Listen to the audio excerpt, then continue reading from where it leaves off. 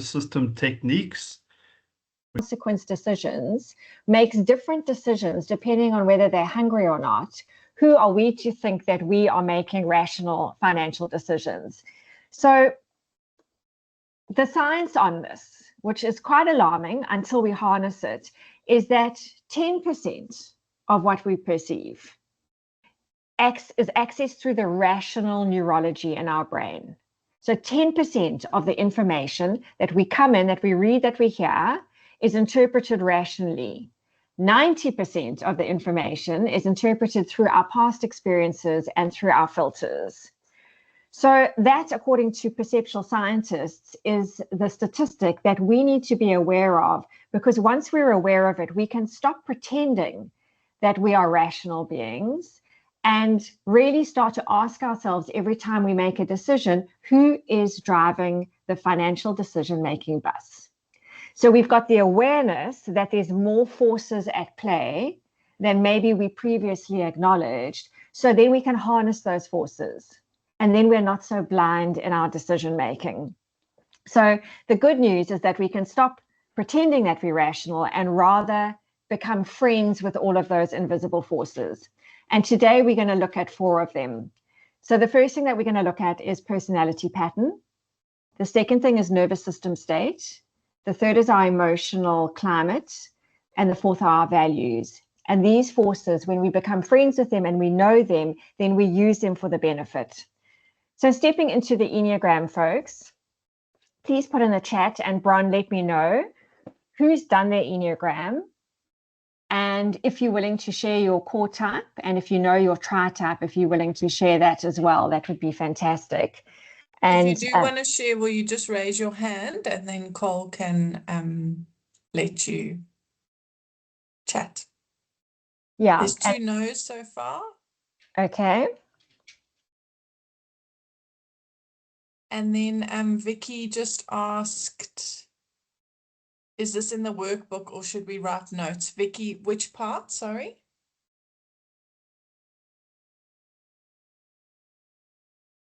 So it absolutely is in the workbook. If you want to turn to page 14, whether you've got your hard copy or you're scrolling, that's where we start talking about the Enneagram. We have a 7 that's done theirs. Okay. I'm a 2. Okay. Anyone else in the room done theirs? Okay, so let me talk to you a little bit about the Enneagram. This is a profiler that I am certified to do to analyze people's Enneagram type. And the reason why I fell in love with the Enneagram beyond any other profiler is that it developed organically over time. So at no point were a bunch of actuarial scientists sitting in a room banging out a profiler. This has got ancient roots. It's tied back to Pythagoras theory. It has links to anthropology, philosophy, psychology, mathematics, sacred geometry, psychology. It has roots going back, verifiable roots to the early 1900s, but the theory is much longer than that.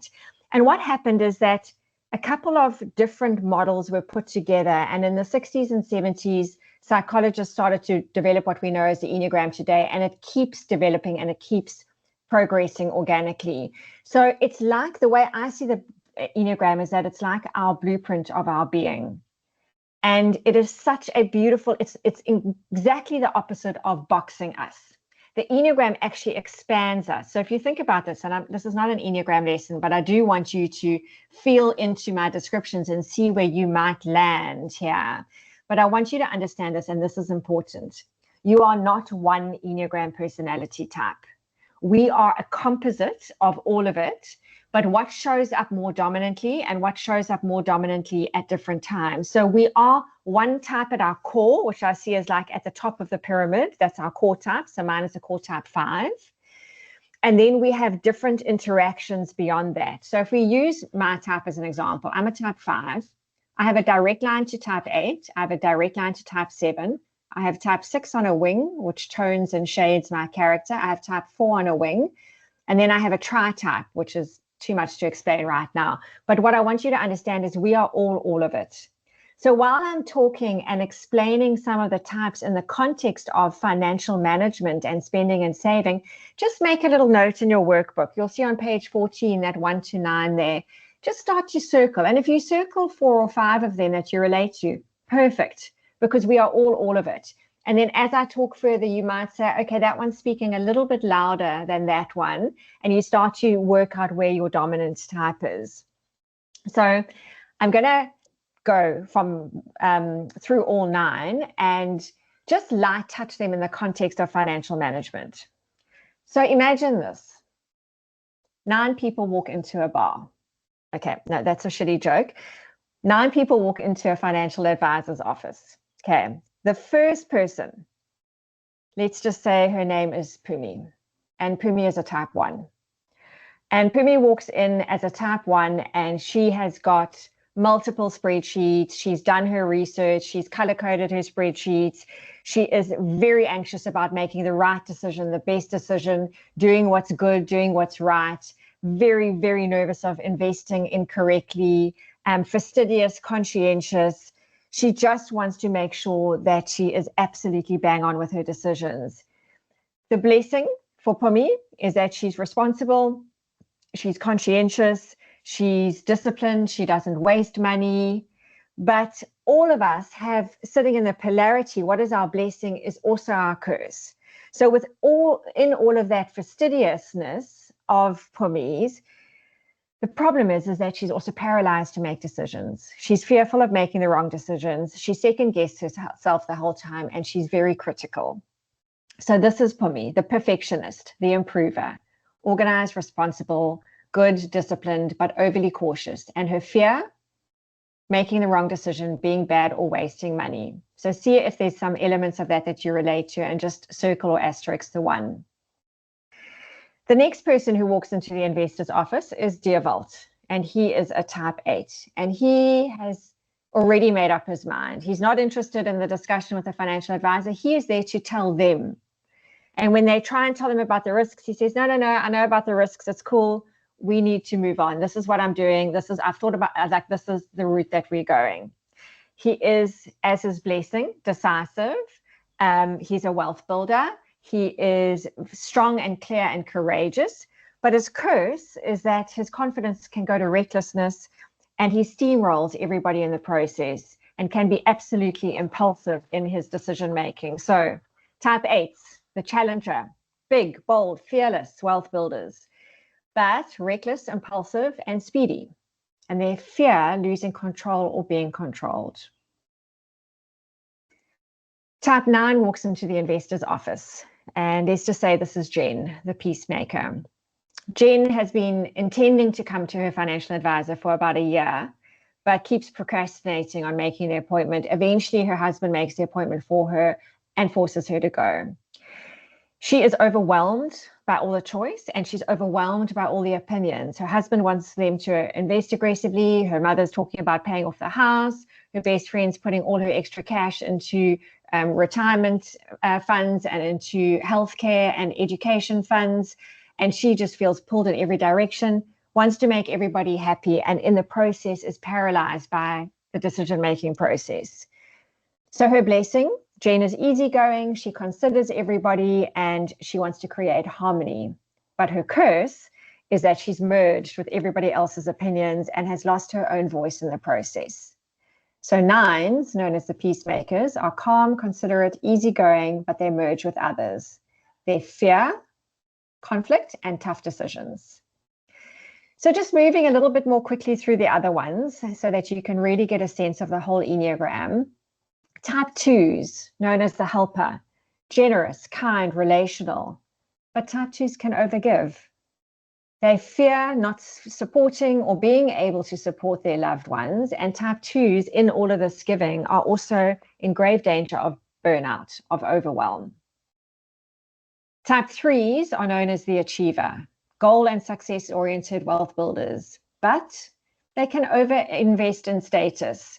So their net worth can become their self-worth, and decisions can be made around status rather than core sound foundational investment fundamentals. What do they fear? Losing, failing, and looking unsuccessful. That is your type 3s. Your 4s are known as the individualist. Authentic, unique, appreciate depth and beauty, but can emotionally spend and can boom or bust. Type 4s fear not having meaning and not having significance. Type 5s, the investigator, frugal, cautious, well-researched, analytical, but they are overthinkers and can be hoarders. So 5s fear running out of resources. So there's a huge level of cautiousness there. 6s, known as the loyalist, loyal, supportive, good planners, but they overthink. I always say about 6s that they have the 3 W's. They worry, they ask what if, and they plan worst case scenarios. They fear losing security or not being prepared. Type 7, the enthusiast, optimistic, entrepreneurial, but impulsive, FOMO-driven, and easily bored. They fear losing financial freedom and feeling trapped by debt. So just take a little moment here, have a look in your book and circle. And if you don't know your Enneagram type, you're welcome to put in the chat what type you think you might be or which types you relate to. We're not going to get into that now, but it's always interesting to share. And the critical thing here for you to understand is that when you are operating from your fear space, when you are operating from the shadow side of your type in your financial decision makings, when you are stressed and on autopilot and just coming from that space, then what happens is we get irrationally certain that we are making good decisions. We are irrationally certain, we justify to ourselves that we are making good decisions. No one ever thinks they are making a bad decision, yes? So when we're aware of our personality's blessing and curse, then we get to not be driven by it. For example, a type 7, the enthusiast, might think that they're driving towards adventure and experiences, but in fact, they're driving away from boredom and loneliness. So which part of that? Is it the boredom and loneliness that's making them buy those air tickets spontaneously, or is it the need for adventure? So we get to ask of ourselves, what part of me is showing up to this decision? And then we get to query whether that part of me that's showing up to the decision is the part of me that is serving me and the people around us. So very good to reflect on. And we've got an Enneagram prize, which Bron will be giving out later. And if you're interested in doing your assessments and you don't win the prize, you're welcome to connect with me. But how we harness ourselves is through this process of deeply, deeply knowing and growing and showing ourselves in ways that are conscious and intentional, and we drop the patterns that are driving us in the background. So that is the personality section of the invisible forces. And when I move on now to the stress part of us as an invisible force, and we think we know when we stress and we think we know how that shows up, but there's an entire science behind it. And when we tie the stress to the Enneagram, understand this: our best version of us, our best version of whatever our Enneagram paradigm is more accessible to us when we are not stressed, when our nervous system is regulated. So when we are dysregulated, that is when we are more likely to show up in the shadow side or the curse side of our personality. And we don't want decisions to be made coming from that side. So this diagram is an incredibly powerful. I recommend you screenshot it. I think there is it is in your workbook as well, but it's such a good one to put up somewhere, because this is the model where we get to ask ourselves from a stress perspective, where am I? Where am I? So this window of tolerance over here in the middle, this is the sweet spot. This is where we want to be more often. Can we live here always? No. But can we be here more often? And can we stay here for longer? Absolutely, yes. And what happens in the window of tolerance? We have phases. We have flexibility, adaptability, coherence, energy, empathy, and stability. Does that not sound like what we want as the root state of when we're making pivotal decisions. So the window of tolerance means our nervous system is regulated, and that is when we are our very best self. And then we edge out of our window of tolerance towards hyperarousal, our fight and flight response, or hyperarousal. Now, the brilliance of this model is that when we get to know ourselves and we get to, let's just say, see a behavior pop out, an impromptu purchase, let's just say, or we're on the edge of making an impromptu purchase, we get to ask ourselves, am I in my window of tolerance right now? Or am I in hyperarousal, quite worked up? Or am I in hyperarousal, quite shut down? Just to explain these in a little bit more detail, hyperarousal, our fight and flight, is that panic, that urgency, that impulsivity, the racing thoughts. It's when we're waking up at 3 a.m. and we are making big decisions off the cuff like this. It's when we need to fix things now. We've got an urgency about our decision making. We frantically move money around. Maybe we take a job that we know is not right for us, or we move jobs, or we move investments around, or we liquidate investments, which Candice is going to tell us about a little bit later, about how often that happens and how often it's the wrong decision. And that's hyperarousal. It's got a drivenness about it. Hyperarousal is the opposite of that. It's still a state of nervous system dysregulation, but now we are avoidant, we are numb, we are procrastinating, we are withdrawn. So this is when bills pile up, when we put move past the email with a bill attached to it, or we put it in the top drawer. We feel ourselves shutting down. Our partner wants to talk to us about money and we delay the conversation, or we push it out, or we deflect it. And we really push things out because we are in an inactive state from nervous system dysregulation. So making the wrong financial decisions is one side of it. Making no decisions is more the hyperaroused state, because we just can't find the action orientated because we are too dysregulated. So now think about this and how it merges with the Enneagram. Imagine you get a massive bill. Okay, let's just say it's an unexpected one, it's a big one, and your immediate reaction to that will give you an indication of what your personality state is and what your state of nervous system dysregulation is. So for example, if you are a 7 or 8 and you get this whack of a bill unexpectedly, you might fight it. Like, that's nonsense, this is not right, I'm going to fight this. That's like you into war mode, you put the gloves on, or you're into fix mode. I'm going to sort this out, I'm going to take action, I'm going to work hard, I'm going to take on another project, I'm going to sell that to pay that. It's that kind of urgency, action orientation. That's a hyper-aroused type 7 or 8. If, for example, you're a type 9 or 5, which is more withdrawn on the Enneagram, you might put the bill in the drawer, ignore it, deal with it later, feel yourself numbing out, go and distract yourself, take a nap. You sort of pull back from the situation. It's a more withdrawn response. It's a hyper-aroused type 5 or type 9 response. If you're a type 6, you might oscillate between the both, because 6s are like, okay, we need to find a solution, but they're anxious and panicky, and then also avoidance, so get distracted and rather go and do something else. So there's this bouncing between hyper and hyper-arousal as a type 6. But this is essentially what I want you to understand, because I could give you multiple examples for every type on the Enneagram and every type of stress. But what I want you to understand is that making financial decisions from outside of the window of tolerance is not the space to make financial decisions. Your brain is in survival mode if you are hyper or hyper-aroused. And survival mode, this is important, does not allow for complex thinking or effective long-term thinking. Our state of nervous system arousal and dysregulation is there to keep us safe. It does not allow for good long-term thinking. So we need to return to our window of tolerance before we make financial decisions, be they big or be they small.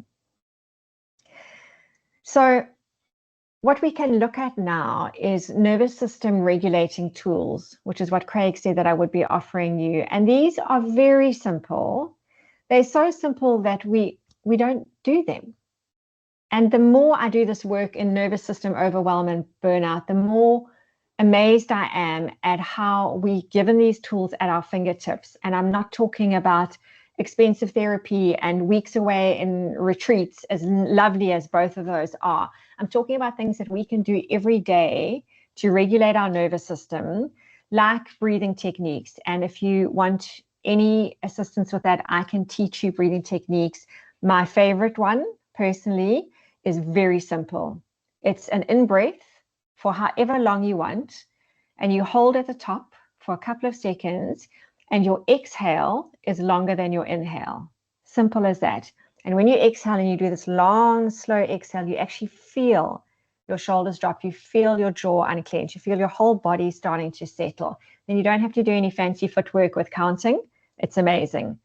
Grounding, feet on the bare earth, movement, walking around the block, walking around your office, walking around your house, just doing some stretches or some spinal rotations and just getting some blood flowing. Self-compassion, just to be gentle with ourselves, to really just talk to ourselves kindly, practice self-compassion meditations, just bring the gentle in. And then to pause and to wait. So having a look per Enneagram type, what regulates each type? Because certain types are already quite activated and certain types are already quite withdrawn, and certain types are ambivalent or oscillate. So what is good for your type? So type 1s who really battle with a perfection, like striving for perfection, and that can be very stressful in itself, getting it right. So good enough breathing. This is good enough. I always say to my type 1s, good enough is good enough. Okay, leave the perfection at the door. Good enough breathing, grounding into the senses to really embody the present moment, and then connection, because ones are totally self-critical. Warm connection with somebody else who's speaking positivity into them, even just a hey, it's nice to see you, can help to soften the one's inner critic. Type 2s, practicing self-care, because type 2s give. They're in service of everybody else. So type 2s will be long-term financial planning for everybody else. They will continually be in service. So self-care, very important. What's important for me? Journaling own needs, practicing self-compassion meditations. Type 3s that are the achiever, the success-oriented, like I've got to win at all costs, can practice pausing, slowing everything down, because type 3s go at 1,000 miles an hour. Slow everything down, pause. Meditate on your values, so it's less about winning and more about what's important, aligning with values, and using slower movements. So your type 3s will often exercise in like the HIIT class, running, etc. And now we want to just slow everything down by using some slower movements, some yoga, Pilates, walking type movements. Type 4, very emotional, very deep thinkers, deep feeling. So to journal on your emotions as a regulating activity, to really just consider how you're feeling so that the emotions don't overwhelm you, and to simplify routines, because the complex thinking feeling needs a simple outer world as a counterbalance, and to seek connections, because 4s can feel quite alone in the world. Type 5s, very busy, overthinking, researching within an inch of any bit of information. Type 5s to regulate need to just clear plans, build in some quiet time to process, and some gentle movement. Type 6s that are always second guessing and doubting everything. Your 6s, you'll know when your 6s come into your office, financial services people, because they are questioning everything. And that's busy in the headspace. So 6s, slow down, slow the breathing down. Meditate for inner guidance. So instead of asking everybody for 1,000 opinions, it's to get aligned with what you feel is right as a 6. And as I say, to slow down just in general. Type 7s that are go, FOMO, quite impulsive, very spontaneous, high energy, is to practice mindful pausing. Pull it all back, slow it down.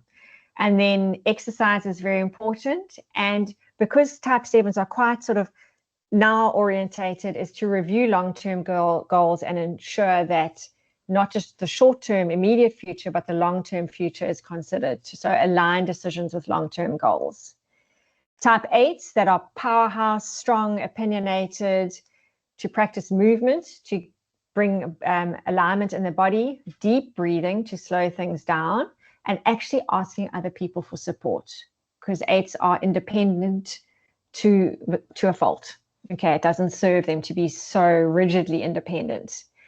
And type 9s that can be quite withdrawn and procrastinating and just want everybody to be happy and just want peace, to practice step-by-step routines, to practice gentle activation. So our 9s, we actually want to get going for a run or a HIIT class, because the more gentle stuff is normal to them. So they actually, we want to activate them to get them regulated and find the fun. Find the fun. So that is how the nervous system and the personality types interact. So you can see that not every fear, motive, need is the same for every personality type, and not every form of nervous system regulation is the same for every personality type. So find your recipe.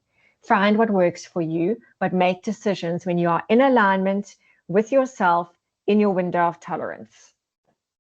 So the third of our invisible forces driving our decision-making bus in the background until we bring them into the foreground is our emotional landscape. So here's something that neuroscience has proven, is that people with isolated damage to the emotional sector of their brain, but they retain the same IQ, okay? IQ is not impacted, emotional sector is impacted. These people have significant defects in long-term decision-making, which is just so interesting. So let me say that again. Good decisions and your emotional center are inextricably linked. What we need to watch out for is that we are using emotions well to make decisions, that emotions aren't running the show for us, that emotions that we aren't aware of aren't driving in the background, that emotions haven't taken over. But when we harness our emotions, so we harness our EQ and our IQ, that is when we make the very best decisions that we can. So we need to harness our thinking and our feeling, because our thinking catalyzes feeling, and then our feeling catalyzes thinking, and we get into these feeling thinking loops. So we need to harness that so that our actions, our spending and our saving can be conscious, not unconscious. Unnamed emotions control us. Named emotions give us choice. I'm going to say that again. I think it is game changing. Unnamed emotions control us. Named emotions give us choice. When we are unaware of our emotions, our decisions become biased, reactive, and short-sighted. And none of us want that. Okay, so we want to harness our emotions, and that is why we talk about naming to tame. So when we name our emotions, and I'm going to give you a feel wheel, and there is one also in your journal in your workbook on page 18. If you want one in JPEG or PNG or PDF, please just contact me. I'll send it. I use mine as my screensaver on my phone, but I'll show you that just now. That emotions wheel is here. But what I wanted to explain to you was this. And in fact, before I do that, let me give you an example. Okay, as per the beginning of our session, let's just imagine you are late night scrolling. Okay, which I know we've all done. You've had a terrible day. You've had a shitty interaction with your boss. He has made you feel undervalued and unappreciated. He's embarrassed you in front of some of your colleagues, and you're feeling some shame, some anger, some resentment. There's a lot going on. Now you're late night scrolling and you see it, that thing that you never knew you wanted, that bag, that gadget, that course that's going to transform your life, and you click buy. You didn't buy the course, the gadget, the bag. What you were buying was a fix to the emotion. So you, instead of feeling undervalued, shamed, embarrassed, resentful, whatever what was going on, you wanted to feel what that purchase made you feel. So the purchase wasn't about the purchase was about the emotion. Okay. So maybe you're a type 6 and you're feeling super anxious about the economy. So you pull everything out and you put it into cash. That wasn't a sound financial decision. That was an attempt to relieve anxiety. Okay, can you see how powerful this awareness is? Maybe you're a type 2 and your adult child asks you for money. And as a type 2, you want everyone to be happy and you want to support and you want to help. But you know that giving them money is going to enable them but helping is what you do because it's how you feel valued in the world. So you give the money, so you feel valued, but actually it's not sound financial decision making. Okay, so the game changer is here that named emotions give us choice. So name to tame is a neuroscientific concept because our emotions live in our amygdala, which Candice will talk to us about a bit later, and they are more right brain dominant. And our left brain is the language logic center. So when we name and we language our emotions, we activate the left hemisphere of our brain. Now we've got right-left integration, what we call horizontal integration. So we have a brain that is more whole online. In other words, we have more regulation. We are more in our window of tolerance from naming to tame. So using this wheel or any emotions naming tool that you can, before you make a financial decision, you want to ask, what am I feeling right now? What is driving this choice and this decision? So emotions are not good or bad as such, but they are guides, they are data, and they are giving us information. So we want to use them well. Think about something for a moment. I want you to think about how you felt this morning when you left home, or maybe you're still at home. So when you got up, just name how you were feeling. You don't have to put it in the chat. I just want you to think about it for yourself. Okay, so generally what happens when I ask this question is people give one, maybe two emotions.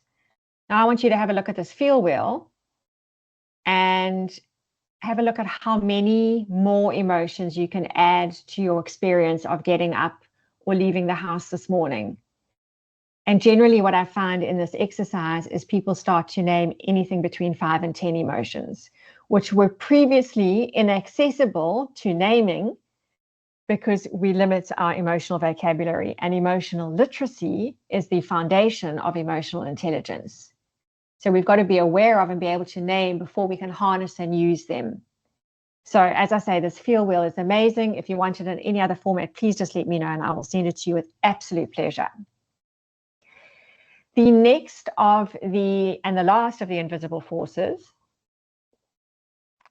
is values. We really want to live our lives aligned with our values, but we live in values misalignment far more often than we'd like to admit. And values is where the rubber hits the road. So you can understand your personality type, you can regulate your nervous system and be aware of your window of tolerance, you can name your emotions. But if you're making financial decisions that don't align with your values, there's going to be an internal conflict, this internal dissonance, sometimes not even acknowledged or named, but it's there. And if you think back on previous purchases, it's there. It's there.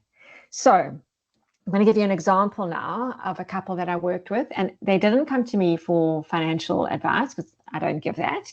And they came for relationship advice. There was continual conflict. But what it turned out is that one of the biggest areas of conflict for them was in the financial domain. So let's just call them Mark and Lisa.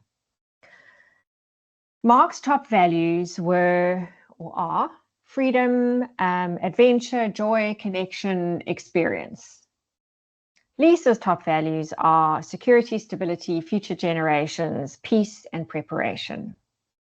And they were boxing constantly. Neither of them was wrong, but Mark wanted to spend on experiences, on holidays, on adventures, on things that really spoke to his values. Lisa wanted to save for the future, wanted to put money away for the kids they didn't even yet have. She saw his spending as reckless. He saw hers as restrictive. Again, neither wrong, but just completely missing each other. So the breakthrough came when we were able to find which of their values aligned, and they were love, family, and integrity. And then they were able to allocate their spending, to portion their spending on adventure spend and on security, safety, future-orientated spend or saving. So they agreed on the non-negotiables and they honored both their value systems. but more importantly, they could see what was important to each other. So when there was an expression for Mark of needing to get out there and experience things, Lisa could see it without judging and criticizing him. And when she was needing to feel secure, he could see that, and they could help each other find that middle road. So this was an incredibly valuable session that we had together. If we are not honoring our own values, are we honoring somebody else's expectations of us? So in a place of a partnership or a coupledom, whether work or professional, we need to find the our versus the your and mine. And we also need to be clear that we are able to operate in as much alignment as possible about our value system. So if you value health, but you're not paying for the gym contract, that's misalignment.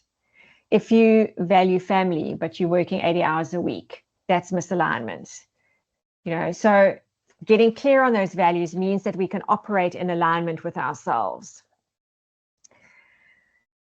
When spending doesn't match your stated values, there's an internal dissonance, even if you cannot name that. Now, I can think about this for myself, having scrolled on my phone and made a purchase of something, and 3 days later it arrives by courier, and I just know that that was a purchase that was driven by something other than rational thinking. So we want to limit these experiences of internal dissonance because A, they don't feel nice. Okay, we feel misaligned within ourselves, but B, the consequences of them means poor spending or saving decisions. So think about your last major financial decision. Just give it some thought now. And ask yourself, was it aligned to your values? Or was it aligned to somebody else's expectations?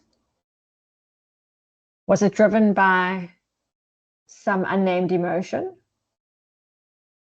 Was it made in a state of dysregulation?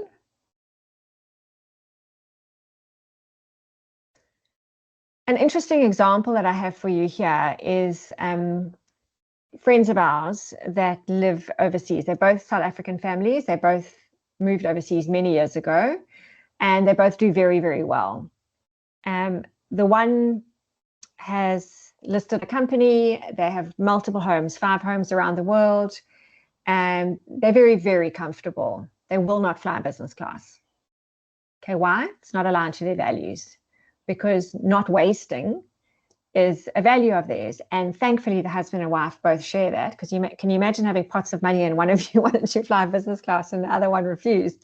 That would be a problem. They're aligned, okay? But it's such an interesting one because their affordability is there, but it's incongruent with who they are.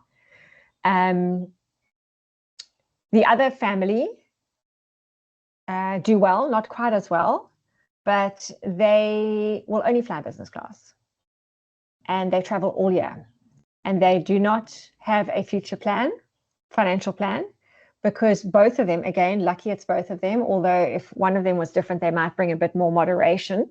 Both of them just want to live life to the fullest, and they want to live it well. So they fly everywhere business class, and they travel extensively, and they don't have a financial plan for their future.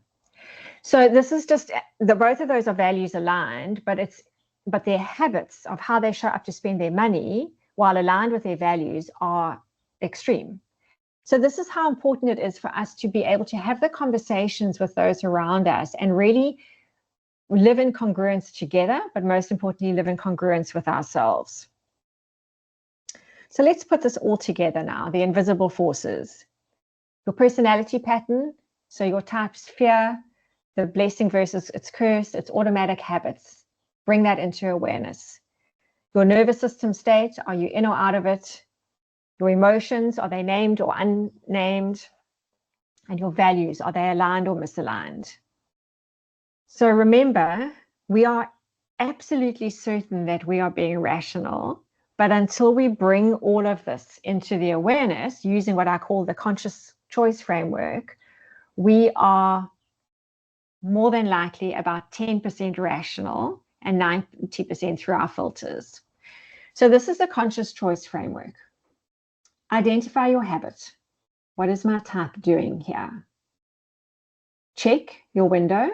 Am I in my phases, flexible, adaptable, coherent, energized, stable? Pause if you identify that you're outside your window of tolerance. Breathe, ground, move, wait for 24 hours. Name your emotion. What am I actually feeling? Check your values. Does this choice align with my top 3? And then decide from awareness, from regulation, and from alignment. That is your conscious choice framework, and that is the best place to make decisions from. So, money.